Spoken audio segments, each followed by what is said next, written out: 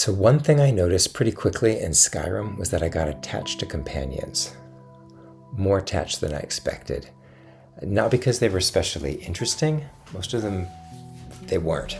They repeated themselves, they got stuck on rocks, they walked into traps, blocked doorways. Sometimes they were more trouble than help. And I still wanted them there. That's the part that interested me. Because I didn't want them there because they were useful. A lot of the time they weren't. I think I wanted them there because the game felt different with them in it. Less empty, less quiet, a little less lonely.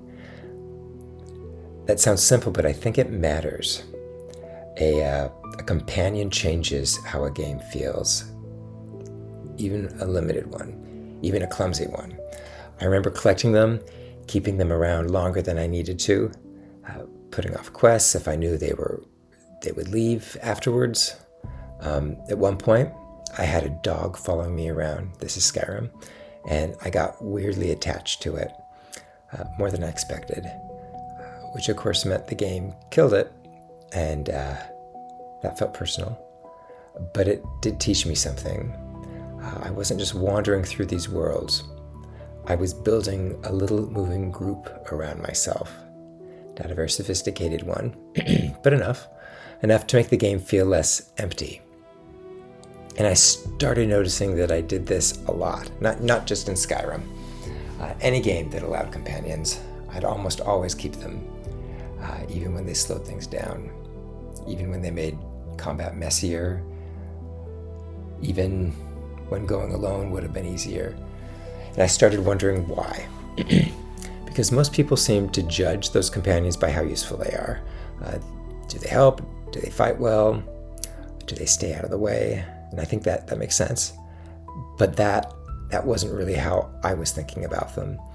I think I was asking something simpler. Do I want them here? Do I miss them when they're gone? That was the real test.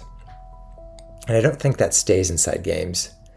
There's something familiar about building around company, even limited company, even repetitive company, even company where you're doing some of the work or most of the work yourself. Maybe that's part of what games reveal, not just what kind of challenge we like, but what kinds of company we can live with. Or maybe what kinds of company we can build, even out of very, very little. A companion doesn't have to be complicated to change how a world feels.